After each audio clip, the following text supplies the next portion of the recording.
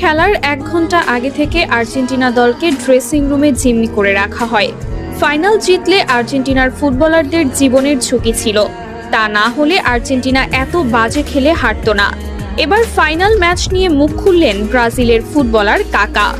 স্পেনের কাছে হেরে বিশ্বকাপ নেওয়া হলো না আর্জেন্টাইনদের, তবে সে ফাইনাল ম্যাচটি নিয়ে এখন আলোচনা তুঙ্গে। সম্প্রতি মেসির একটি ভিডিও ভাইরাল হওয়ার পর আলোচনার কেন্দ্রবিন্দুতে ফিফা, যেখানে মেসি বলছেন, এতক্ষণ যা হয়েছে সব ভুলে যাও, আমাদের শান্ত থাকতে হবে। আর ড্রেসিং রুমে এমন কথা বলা নিয়েই এখন সবাই ফিফার দিকে আঙুল তুলছেন। এবার কাকা প্রশ্ন তুলে বলেন, ড্রেসিং রুমে তারা হয়তো বন্দী ছিল বা তাদের জীবন নাশের হুমকি ছিল, তা না হলে একটা দল এভাবে হারে না।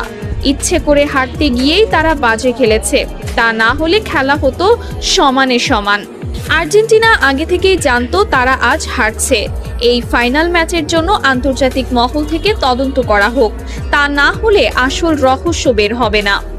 কাকা আরও বলেন, ফুটবলের মতো নিরপেক্ষ খেলায় যদি এমন নোংরা রাজনীতির প্রভাব পড়ে, তবে কোটি কোটি সমর্থকের আবেগ চিরতরে হারিয়ে যাবে। তাই সত্য প্রকাশের স্বার্থে ফিফাকে অবশ্যই এই ঘটনার সঠিক জবাবদিহি করতে হবে।